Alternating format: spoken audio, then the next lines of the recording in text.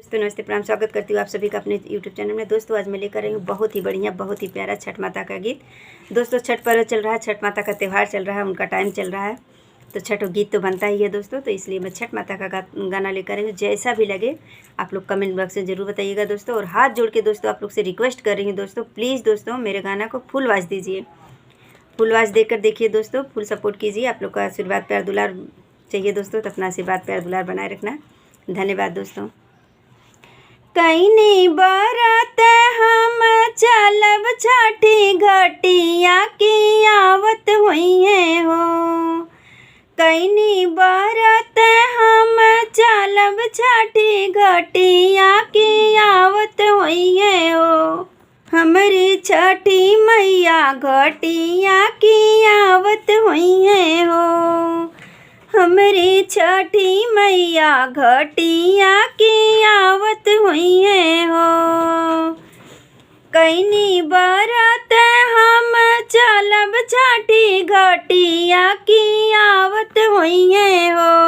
हमारी छठी मैया घटिया की आवत हुई है हो।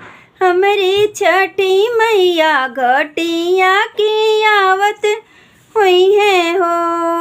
होत सुबेरे हम फलवा मंगैबो हो कि भरी देबो हो। होत सुबेरे हम फलवा मंगैबो कि भरी देबो हो। बनल बाँस के दौरवा की भरी देबो हो। बनल बाँस के दौरवा कि भरी देबो हो।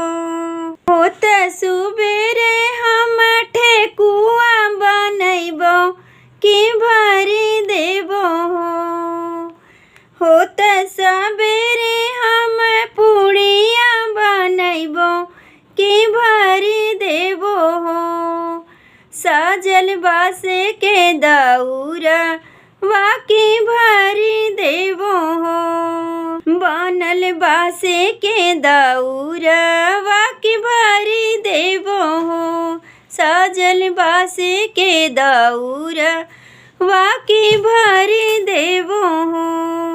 उठी सजन पहिनी पियर रंग धोतिया की तना तला हो।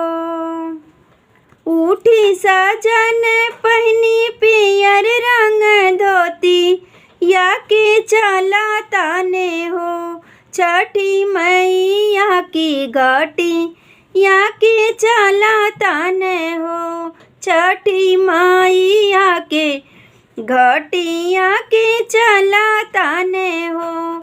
छठी मैया के चाननिया के चला ताने हो।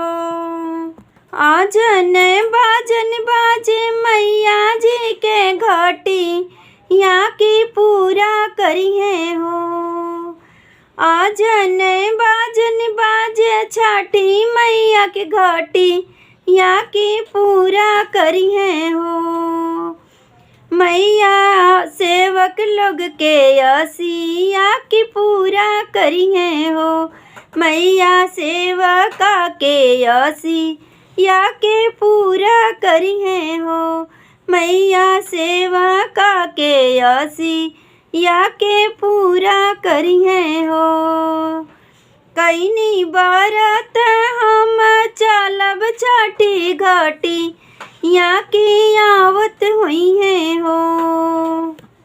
कईनी बरत हम चलब छठी घटिया की आवत हुई है हो।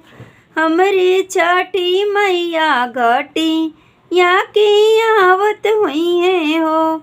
हमारी छठी मैया घटी यहाँ पे आवत हुई है हो।